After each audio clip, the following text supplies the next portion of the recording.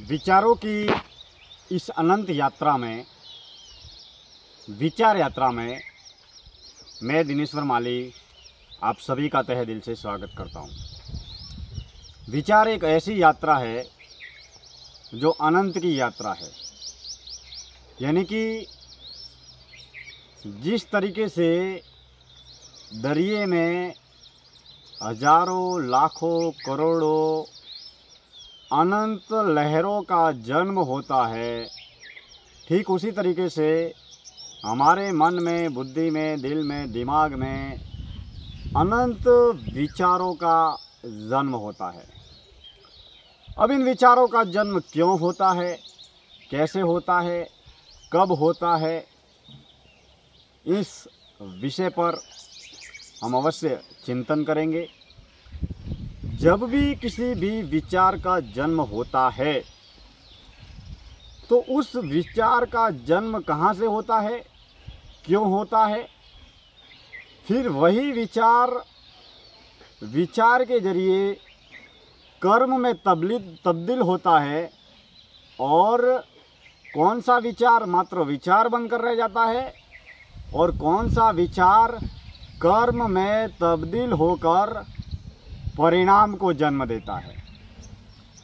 विचार का सृजन, उत्पत्ति और जन्म कहाँ से होता है, विचार जन्म से लेकर विध्वंस तक कौन सी यात्रा तय करता है और फिर वही विचार, उसी विचार का विध्वंस, समापन या मौत कैसे होती है। जब हम बड़ी ही सजगता के साथ में होशपूर्वक एक किसी विचार को देखते हैं और जब हम अपने ही विचार को देखते हैं कि विचार का जन्म कहाँ से हो रहा है, क्यों हो रहा है, किस तरीके से हो रहा है और वो विचार कहाँ पर जाकर रुकता है, एक के बाद में दूसरा विचार, दूसरे के बाद में तीसरा विचार, तीसरे के बाद में चौथा विचार, इस तरीके से ये विचारों की यात्रा चलती रहती है। लेकिन विचारों का जन्म कैसे होता है? जब इंसान सारे के सारे एक जैसे है, सभी के हाथ है, मुंह है, आँख है, नाक है, कान है, यानी कि जो हार्डवेयर पार्ट्स, टूल्स जो बने हुए हैं या उपकरण या यंत्रवत इंसान का शरीर बना हुआ है, वो सभी का एक जैसा है। मगर विचार का जन्म सभी में अलग अलग क्यों है? उन्हीं विचारों का जन्म कैसे होता है? अगर इस विषय पर हम अगर चर्चा करें, चिंतन करें, तो यह बात हमारे सामने आएगी कि हम जो भी देखते हैं, जो भी सुनते हैं, जो भी बोलते हैं, जिस वातावरण में रहते हैं, पूर्व में किए हुए हमारे जितने भी कर्म है, इस जन्म में किए हुए जो हमारे कर्म है, पूर्व जन्म में किए हुए हमारे कर्म है और पिछले जन्म तक हजारों लाखों करोड़ों सालों तक पिछले जन्मों में किए हुए जो हमारे कर्म है, उसी के आधार पर, कर्म के संस्कार के आधार पर हमारे जीवन में विचारों का जन्म होता है। अब पंच इंद्रियों में सबसे ज़्यादा जो प्रभाव है वो है हमारी आँखों का। यानी कि हम अगर चल रहे हैं और चलते हुए हमने मान लीजिए किसी सांप को देखा, तो सांप को देखकर हमारे मन में सांप का विचार आएगा, सांप से जुड़े ख्याल आएंगे। चलते हुए हमने हमारे किसी पुराने मित्र को देखा, तो उस मित्र से जुड़ी हुई यादें, प्रसंग, सुख दुख, उस मित्र से जुड़ी हुई तमाम तरह की बातें हमें याद आएगी। अगर चलते हुए हमने मिठाई देखी या मिष्ठान देखा, तो उस मिष्ठान से जुड़ी हुई हमारी बातें हैं, मिष्ठान या मिठाई से जुड़ी हुई हमारे मन में, बुद्धि में, दिल में, दिमाग में जो धारणा है, मान्यताएं है, जो छवियाँ है, वो हमारे मन में पैदा होगी, जन्म होगी। तो सबसे ज़्यादा विचारों पर जो प्रभाव है वो है हमारी आँखों का, हमारी दृष्टि का। लेकिन जब हम उसी आँखों को, कानों को जब बंद कर देते हैं या जब हम देखना बंद कर देते हैं, तब भी हम किसी न किसी रूप में किसी को देखते हैं। यानी कि जब हम आंखें बंद करते हैं तो हम बाहरी दुनिया को नहीं देखते हैं, लेकिन जो भी हमारी आंतरिक दुनिया है, जो विचारों की दुनिया है, विचारों की परवाह की दुनिया है, वो चालू रहती है।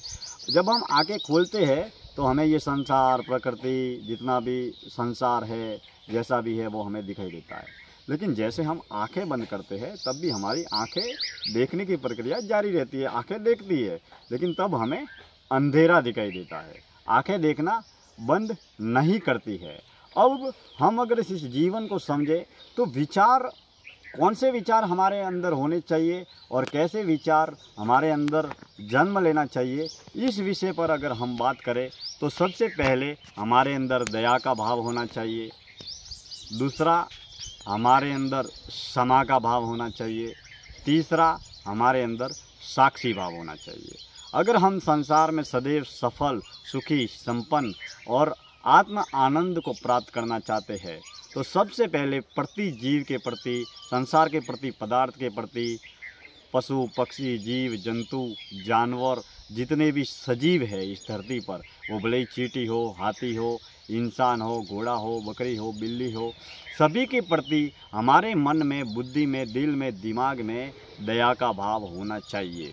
भले ही सामने वाला इंसान अच्छा हो या बुरा हो, बुराई कर रहा हो या बुरा काम कर रहा हो, जो भी जैसा भी हो, लेकिन आपके अंतःकरण में, आपके भाव के अंदर दया का भाव होना चाहिए, करुणा का भाव होना चाहिए। अगर आपके अंदर दया और करुणा का भाव है तो वाकई में आप अपने अंदर आत्म आनंद को अनुभूति के जरिए महसूस करेंगे और आप अपने आप को सदैव वास्तविक खुशी और प्रसन्नता के आसपास होंगे।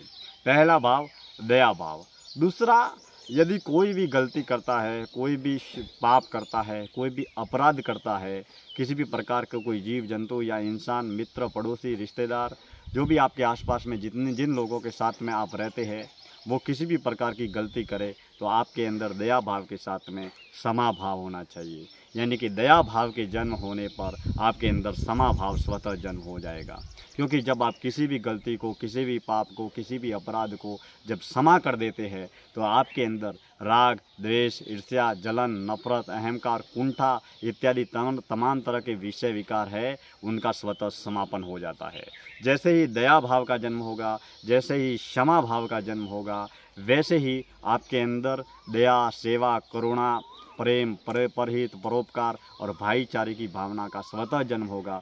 जिस तरीके से सूर्योदय होता है और सूर्योदय के वक्त रात्रि का अंधेरा मिट जाता है और एक नित्य नया उजाला हमारे सामने आता है, तो ठीक उसी तरीके से अगर आप में दया भाव होगा और क्षमा भाव होगा तो आपके अंदर वो प्रकाश सदैव प्रज्वलित होगा और आप अपने आप को अपार आनंदित महसूस करेंगे। पहला दया भाव, क्षमा भाव। और तीसरा, संसार के प्रति, संसार के तमाम पदार्थों के प्रति, धन साधन के प्रति, जीव जंतु, पशु पक्षी, इंसान, मित्र, दोस्त, रिश्तेदार, पड़ोसी, जितने भी जो भी लोग जिनके साथ में आप रह रहे हैं या आप उनके साथ में रह रहे हैं, उनके प्रति आपके मन में, दिल में साक्षी भाव होना चाहिए। साक्षी भाव का तात्पर्य ये है कि जो है, जैसा है, उसे उसी रूप में आपको स्वीकार करना है और आपको सामने वाले व्यक्ति के क्रियाकलापों को लेकर किसी भी प्रकार की कोई भी क्रिया या प्रतिक्रिया नहीं करनी है। जो भी है, जैसा भी है, उसे उसी रूप में स्वीकार करना है।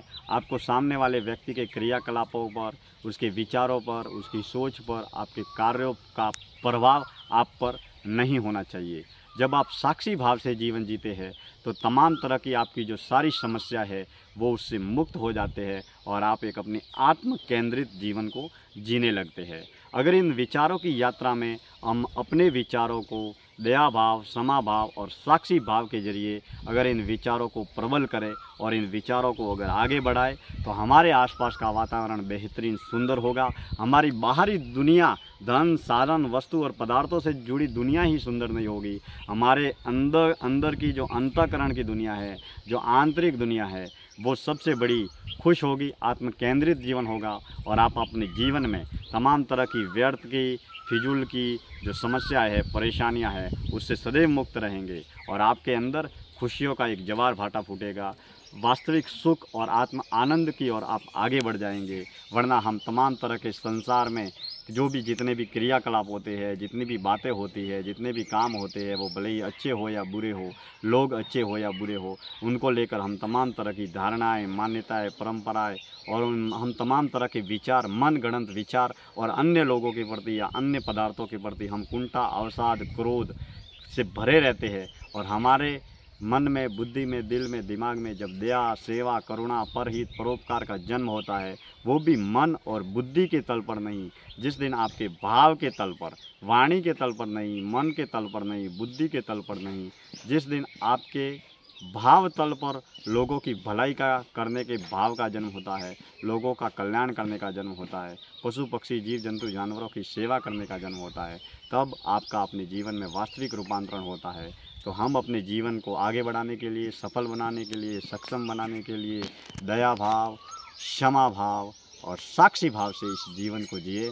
आपने इन तमाम बातों को सुना, इसके लिए दिल से शुक्रिया।